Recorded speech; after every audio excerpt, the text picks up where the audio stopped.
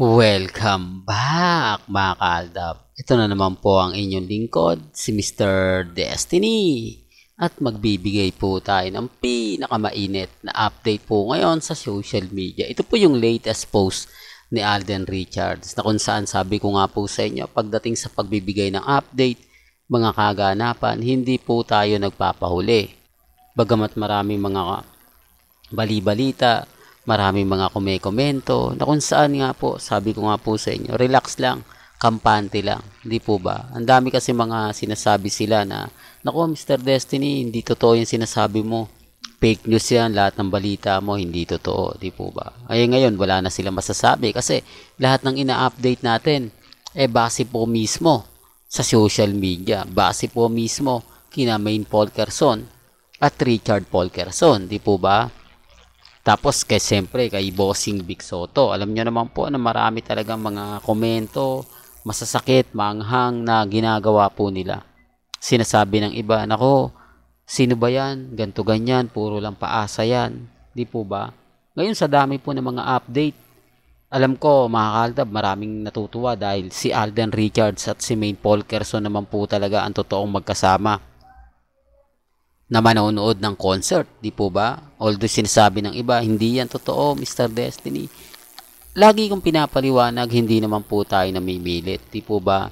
Hindi naman po tayo, kumbaga, nagsusumiksik na paniwalaan po tayo. Sinasabi lang po natin ito dahil nga po sa mga nababasa ninyo, napapanood po ninyo, di po ba? Tapos sasabihin nila, hindi daw nagtitrending si Maine. Wala daw trending sila nakikita. Hindi naman po sila updated eh. Hindi naman po talaga sila totally na laging nakatutok sa social media. Ito yung pagkakaiba po namin sa mga nagsasabi na updated. Madaling sabihing updated pero mahirap pong ibigay ang resibo. Kasi kung updated sila, alam nila na kumakalat po yung mga photos, mga video ng Aldab sa Coldplay. Yun, pag hindi nila talaga tinignan yun at talagang wala po silang balak, hindi talaga nila makikita. Yan ang isa sa rason at ebidensya at resibo na sinasabi ko nga po sa inyo. Hindi po ba? Ang daming mga sigalot, ang daming mga komento na keso ganito, keso ganon. Hindi po ba? Relax lang po kayo.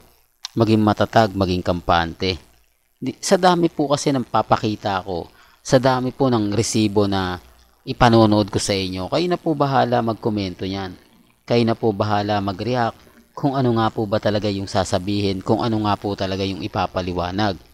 Sa dami po kasi ng mga nag-aabang ng update natin, sa dami po kasi ng mga taong gustong makapanood, malaman ang mga kaganapan po kina Richard Polkerson at Maine Polkerson.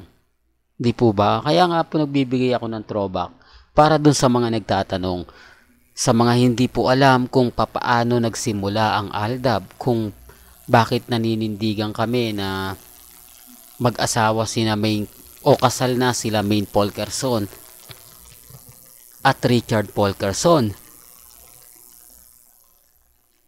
Hindi naman po namin pwedeng ipakita ngayon 2024, 2023. Talagang old photos, old video po yung may papakita natin. Na totoo naman po. Hindi po ba? Yung iba lang talaga hindi nila tanggap. Yung iba lang po talaga hindi nila gusto yung mga nababasa nila, napapanood nila, napapakinggan nila. Kasi iba nga po talaga yun eh. Yan ang sinasabi ko na malaki yung pagkakaiba ng mga taong nagsasabi ng fake news, nagsasabi ng ganito. Hindi po ba? Kaya nga po ang daming mga sinasabi, ang daming komento. Nako, Mr. Destiny, lahat ng sinasabi mo hindi totoo. Lahat ng komento mo puro fake news. Wala naman po sila may bibigay sa akin na hindi maganda o pabor na pabor. Lahat po ng dumadaan sa channel ko galit na galit at naiinis. Totoo naman po, di po ba? Kaya nga po patuloy po tayo mangiinis, mga asar.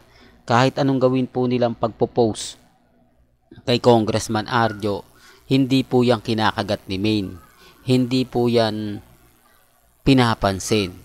Gaya nga po ng mga sinasabing nanonood po sa EAT o sa Eat Bulaga Studio ng live. Kapag ka tinawag mo nga po raw misis at ID si Mengay, hindi ka nga raw po papansinin eh. Real talk mga kaaldab, hindi siya lilingon. Pero kapag ka tinawag mo siyang Mengay, main, talagang titignan at papansinin ka niya at magi-emoji siya. Real talk to mga kaaldab, base po ito sa mga nakakapanood. Base po ito sa madalas na naandyan sa EAT. Alam din ng main fanatics yan. Kaya nga po, pansin nyo, yung ibang main fanatics, di po ba, hindi sila gaano nag-update kapag R-main, hindi sila gaano nagpo-post. Kasi alam po nila kita nyo po sabi ko nga, kay Bossing Big Soto, ang laki talaga ng pagbabago. Hindi na sila yung nagsisimula ng, kumbaga, sa sarsuela. Wala silang binabanggit na kahit na ganito ganyan, uy, nanalo pala ng best actor. Di po ba? Tapos, uy, kung batiin mo naman si ganito ganyan. Di po ba? Nanalo siya sa, nasa top 10 siya ng congressman na ganito ganyan, nanalo ng etc. Di po ba? O batiin mo naman naging best actor. O batiin mo naman naging nominado. Meron po ba? Hindi po ba wala? Kaya nga po kapag ako nagbibigay niyan, nagsasabi niyan, guilty sila, pinapangunahan ko raw po, imbis na magsasabi, hindi na.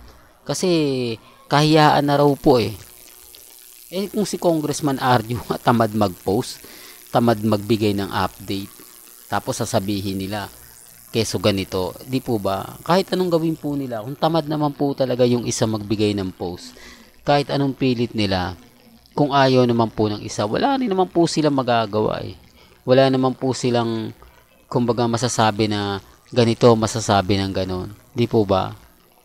Real talk mga kaaldab. Yun ang katotohanan na hindi nila matanggap. Na mas masipag pa po si Alden Richards na mag-update.